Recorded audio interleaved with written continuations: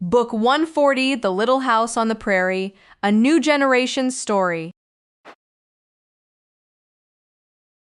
Once upon a time, in a vast and rolling prairie, a new generation of Ingalls children was growing up. They lived in a small wooden house with their ma and pa, just like their ancestors had before them. But this family was different.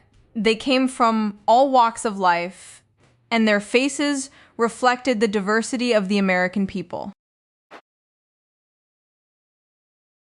The children loved to play outside, exploring the endless plains and dreaming of the adventures their ancestors had before them. They heard stories of the bravery and resilience of the pioneers who had settled the land, and they felt proud to be a part of that legacy. But as they grew older, they began to realize that their family's story was not just one of triumph and progress. They learned about the struggles and hardships that their ancestors had faced and the ways in which the land had been taken from the Native American tribes who had lived there first.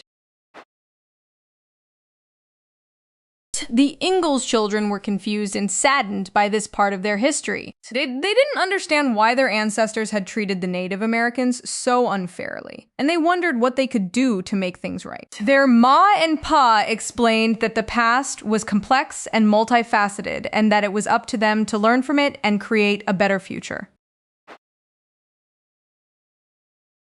As they navigated the challenges of growing up, the Ingalls children learned about the importance of community acceptance and understanding. They made friends with the Native American children who lived nearby, and they worked together to build a brighter future for all of them. The little house on the prairie was more than just a home. It was a symbol of the American dream and the possibilities that it held for all people. The Ingalls children knew that they had a responsibility to carry on that legacy and to make sure that the story of the prairie was one of hope, acceptance, and love.